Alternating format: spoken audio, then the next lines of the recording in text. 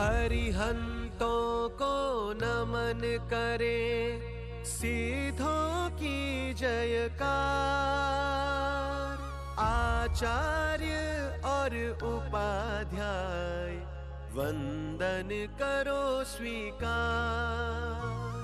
सर्व साधु और संतों के चरणों में शीश नवा। पंच परमेष्ठी भगवान की जय।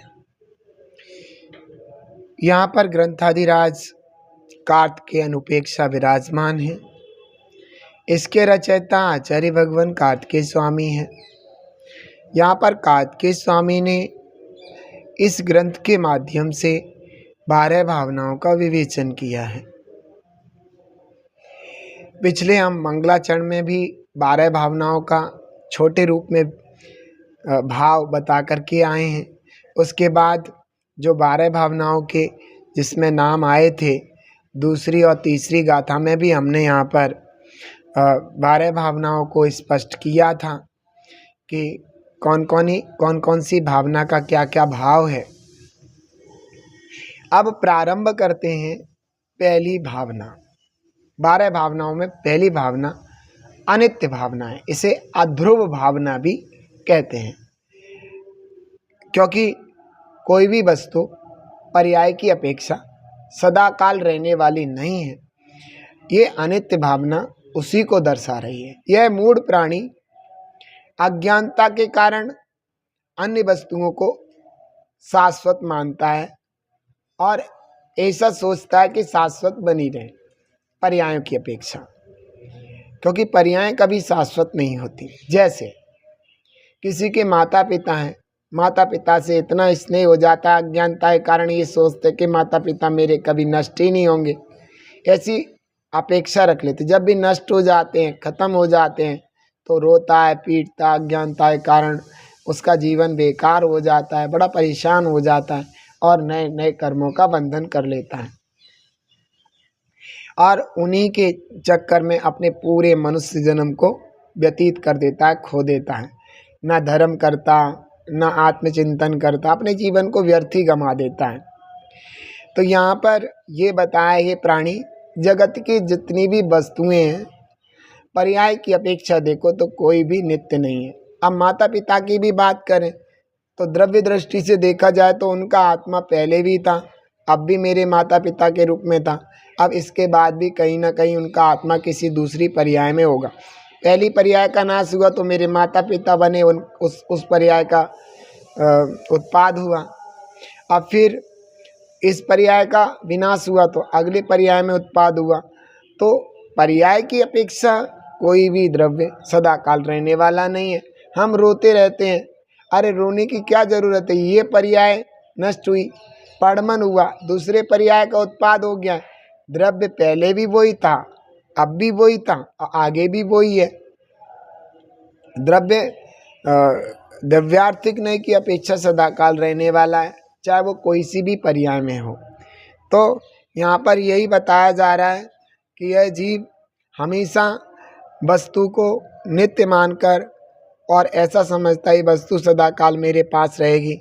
लेकिन ज्ञानी जीव समझते हैं कि जब तक संयोग है तब तक वस्तु मेरे साथ है और वस्तु का अपने हिसाब से परिणमन होगा तो वस्तु विलीन भी हो जाएगी पर्याय की अपेक्षा, मेरा साथ उसका ज़्यादा नहीं रह सकता। इसलिए वस्तु जब विलीन हो जाती है, पर्याय की अपेक्षा नष्ट हो जाती है, तो ज्ञानी जन ज़्यादा शोक नहीं करते, दुखी नहीं होते, परेशान नहीं होते हैं। तो चलते हैं इस गाथा के माध्यम से। वैसे ये जो अनित्य भावना है बहुत बड़ी है, इसमें कई गाथाएं हैं। हम लंबे समय तक इनकी गाथाओं का आनंद लेंगे बहुत अच्छे से और इस अनित्य भाव को समझेंगे, पर्याय की अनित्यता को समझेंगे। मैं समझता हूँ कि अधूर भावना अर्थात अनित्य भावना को जब हम अच्छे से पूरे से पढ़ लेंगे तो हम जो है पर्याय से नष्ट होने वाली वस्तु को उसके प्रति शोक नहीं करेंगे, दुखी नहीं होंगे, वस्तु स्वरूप हमें समझ में आ जाएगा। तो आज पहली गाथा के माध्यम से, जो कि सामान्य स्वरूप बताया जा रहा है अनित्य भावना का। जम किंचि भी उपन्नम तस्य विनाशो अवेणीयमेण परिणाम स्वरूपेण भी न किंचि विशास्यम् अत्ति। यहाँ क्या कह रहे वो समझे। जो कुछ भी वस्तु का उत्पन्न हुआ है या जो वस्तु उत्पन्न हुई है उसका विनाश निश्चित होगा। यहाँ ये कहा है क्योंकि पर्याय की अपेक्षा वस्तु सदाकाल रहने वाली नहीं है, कोई भी वस्तु। अब देखो, द्रव्य दृष्टि से देखा जाए तो द्रव्य का कभी ना उत्पाद होता है और ना विनाश होता है। अगर द्रव्यार्थिक नय की अपेक्षा देखा जाए तो द्रव्य वही पहले था, वही अब है, वही आगे जैसे अपुन है। मेरा जीव आत्मा पहली पर्याय में किसी न किसी पर्याय में था पूर्व में, और उस पर्याय का नाश हो गया तो अब इस मनुष्य पर्याय में है, उत्पाद हो गया है। क्योंकि इसका उत्पाद हुआ है, पर्याय का उत्पाद हुआ है, तो अगले ये पर्याय उत्पाद हुआ तो नष्ट होगी, तो यहाँ व्यय हो जाएगा, तो अगले में फिर उस द्रव्य की अगली पर्याय का उत्पाद होगा मेरे इस द्रव्य की। तो ये पर्याय नष्ट होंगी, ये पक्का है। और सही पूछो तो प्रति समय नष्ट हो रही है। वो कैसे मैं बताऊं। जैसे मेरा जब जन्म हुआ था, जन्म होने के उपरांत प्रत्येक समय में आयु के निषेक खिल रहे थे, और मैं उस पर्याय मनुष्य सब कुछ है, लेकिन उस पर्याय में प्रति समय परिणमन हो रहा था। अर्थात यह पर्याय भी पुरानी हो रही थी। पहले समय में जो पर्याय थी, दूसरे समय में आयु का निषेक खिला और जो है उसमें परिणमन हुआ, और वह पर्याय में परिणमन हो गया है, नवीन पर्याय। हर समय व्यक्ति एक एक आयु के निषेक खिलते समय प्रति समय नष्ट हो रहा है, मर रहा है। लेकिन हम जब से जन्म हुआ है और जब तक मृत्यु नहीं होती तब तक उस पर्याय को मोटे रूप से एक सी देखते हैं। और मोटे रूप से भी देख लो, पहली पर्याय बालपन की थी, फिर पर्याय युवापन की हुई, अब पर्याय बुढ़ापे की ओर जा रही है। ये मोटे रूप से भी हमें दिख जाता है, छोटे रूप में ना दिखे, लेकिन लंबे समय में जा कर के हमें पता चलता है कि अब बालपन था, अब युवापन है, अब बुढ़ापा आ गया। तो यहाँ पर यही कह रहे हैं कि कोई भी पर्याय पर्यार्थिक नय की अपेक्षा नित्य नहीं है। जिसका उत्पाद हुआ है उसका विनाश निश्चित होगा। उत्पाद किसका होता है? पर्याय का। और विनाश किसका होगा? पर्याय का। तो पर्याय का उत्पाद होता है और पर्याय का विनाश होता है।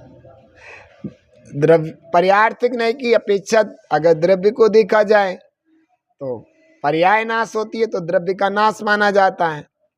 पर्याय का उत्पाद होता है तो द्रव्य का उत्पाद माना जाता है। अगर द्रव्यार्थिक नय की अपेक्षा देखा जाए तो वहाँ पर्याय दिखती ही नहीं है। दिखती नहीं है तो द्रव्य पहले भी जैसा था अब भी वैसा ही है, आगे भी वैसा ही रहेगा। ये बात, क्योंकि सभ्य शुद्धा शुद्ध नहीं, शुद्ध द्रव्यार्थिक नय की दृष्टि से देखा जाता है कि शुद्ध द्रव्यार्थिक नय की दृष्टि से सभी द्रव्य शुद्ध हैं, ऐसा बोला जाता है। पर्यार्थक नय की अपेक्षा देखा जाए वैसे अशुद्धता जीव और पुद्गल में ही होती है, तो दिखाई देती है। जीव के राग आदि परिणाम, मनुष्य आदि पर्याय ये अशुद्ध है, तो इन पर्यायों के होते हुए द्रव्य अशुद्ध कहा जाता है। जैसे पुद्गल का स्कंद रूप होना है ना, और इस प्रकार से ये पुद्गल में देखने को मिलता है, तो वो अशुद्ध अवस्था है स्कंद रूप, और स्वतंत्र शुद्ध परमाणु अविभागी परमाणु शुद्ध अवस्था है पुद्गल की। तो ये जो सब चीज़ें हमें दिखाई देती। अब देखो पुद्गल है, पुद्गल का स्कंद रूप परिणमन हुआ है। अब स्कंद रूप परिणमन हुआ है तो अब वो परिणमन सदा काल रहने वाला नहीं है, क्योंकि उस स्कंद में प्रत्येक परमाणु स्वतंत्र है, तो वो निश्चित रूप से परिणमन को प्राप्त होगा। स्कंद टूट सकता है, टूट टूट करके परमाणु रूप भी हो सकता है।